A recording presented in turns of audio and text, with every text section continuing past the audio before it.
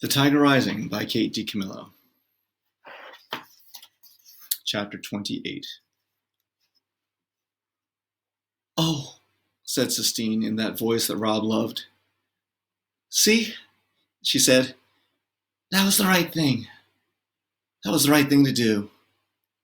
Rob nodded, but in his mind he saw a flash of green. He remembered what happened to Cricket. "What?" said Sistine, turning to him. "What are you thinking about?" Rob shook his head. "Nothing," he told her. "Robert!"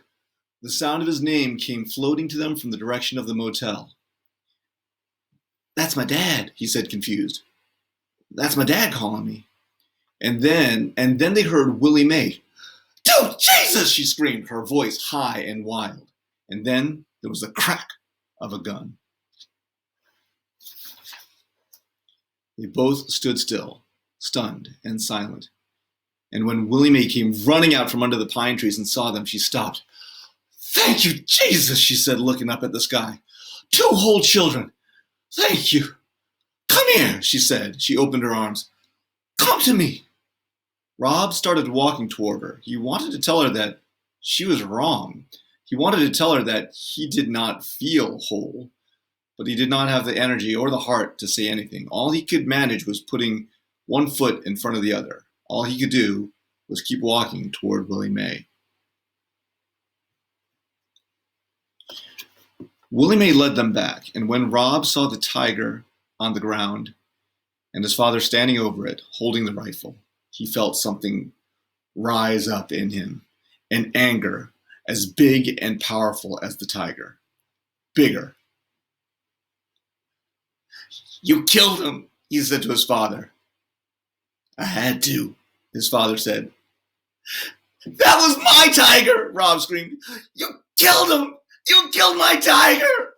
He ran at his father and attacked him. He beat him with his fists. He kicked him, but his father stood like a wall.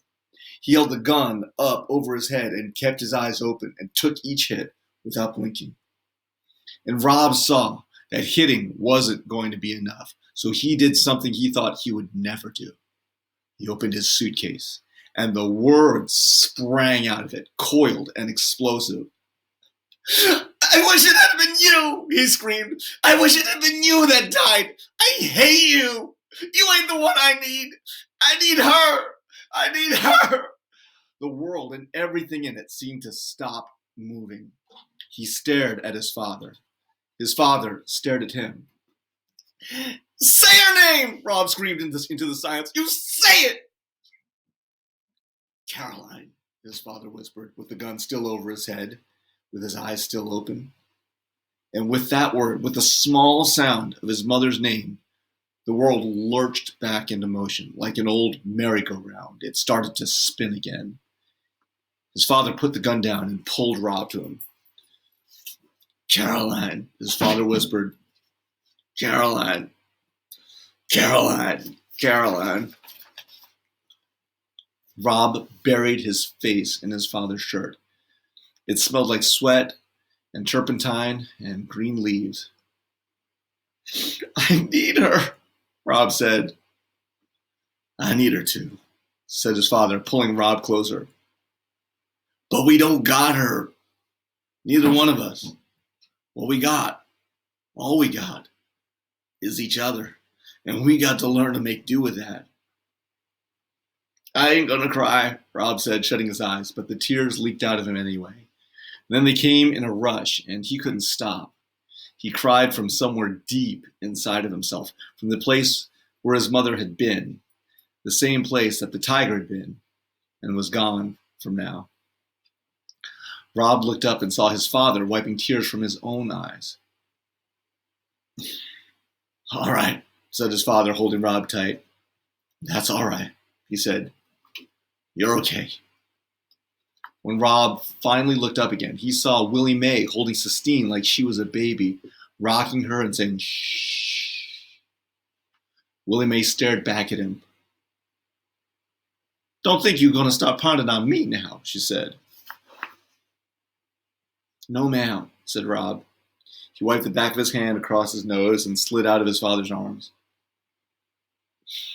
I went and got your daddy, Willie May told Rob as she swayed back and forth, rocking Sistine. I figured out what you was gonna do, and there ain't no telling what the tiger would have done once he got out of that cage. I went and got your daddy so he could save you. Yes, ma'am, said Rob. He went and stood over the open-eyed tiger. The bullet hole in his head was red and small. It didn't look big enough to kill him.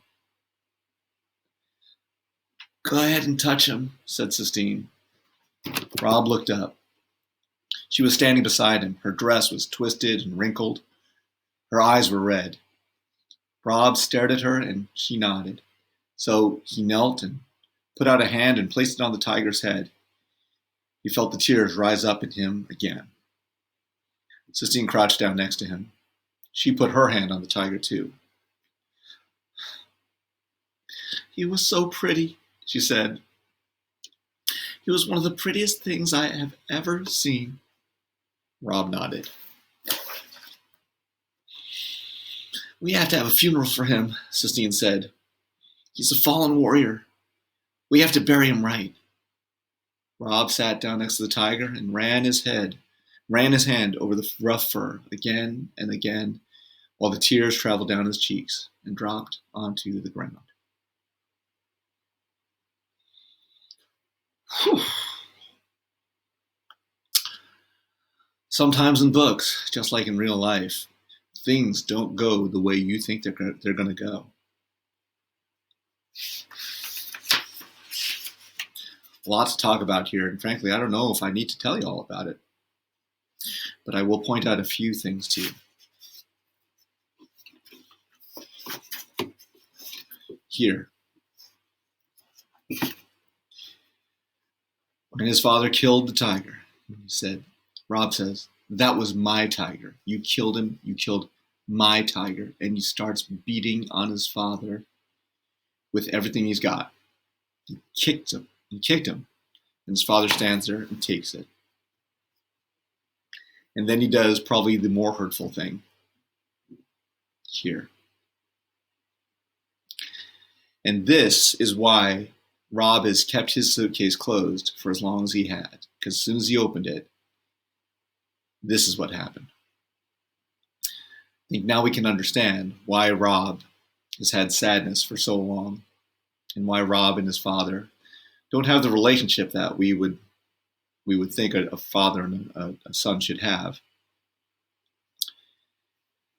And then, of course, his father being able to do this, say his mother's name.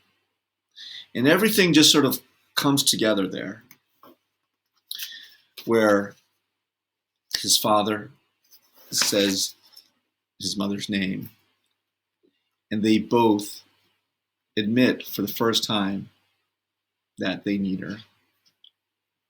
And of course, they both end up crying.